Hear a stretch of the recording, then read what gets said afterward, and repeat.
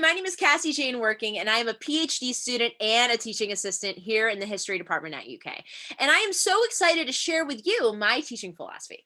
So whether I'm teaching the first half or the second half of the American Survey course, I start off with giving coordinates, geographical coordinates for my students to guess not only where they are leading to, but why I would do that on the first class. And I get a divergent range of guesses, but I tell them that these coordinates are for the building that we're teaching in at UK. And I get really specific. It could be Funkhauser, ChemFizz, Patterson Office Tower, wherever we are.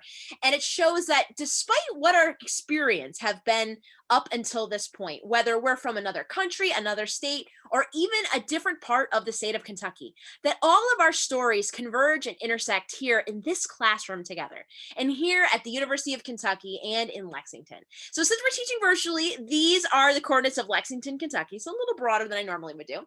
And the three main objectives of my teaching are the following. Number one, relevance. It's extremely important to me for my students to understand that despite the historical topic or even the time period, that the lessons learned from the people at that time can be applied to how we interpret history or even how we approach problems that our country faces today, or even what the world faces.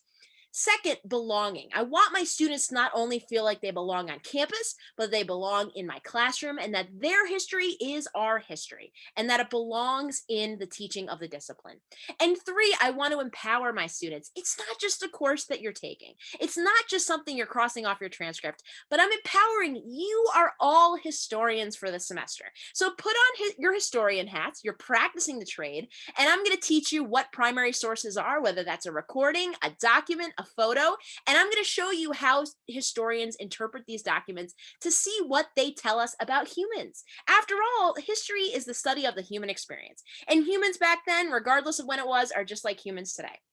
So the first two examples that I usually like to do is number one, which is in the upper left-hand corner, is the Battle of Lexington, which was the first major military conflict of the Revolutionary War. And it was Lexington, Massachusetts. But William McConnell and his group of explorers, which founded the current day McConnell Springs, which many of my students go to, that it was the Battle of Lexington that became the namesake and the founding for William McConnell of Lexington, Kentucky. Now, Kentucky wouldn't become a state until much later. It was still part of the colony of Virginia. But it's a connection, and it shows maybe that they didn't even know the history of their own beloved city of Lexington. And the bottom left-hand corner is something very serious. It's a hard historical topic, but I want students to confront the past. Now, this is the dismantling of a Confederate statue, John C. Breckinridge, on the location of a former enslaved person slave auction block. And I want my students to know that the bridge between the archives and the community can be crossed.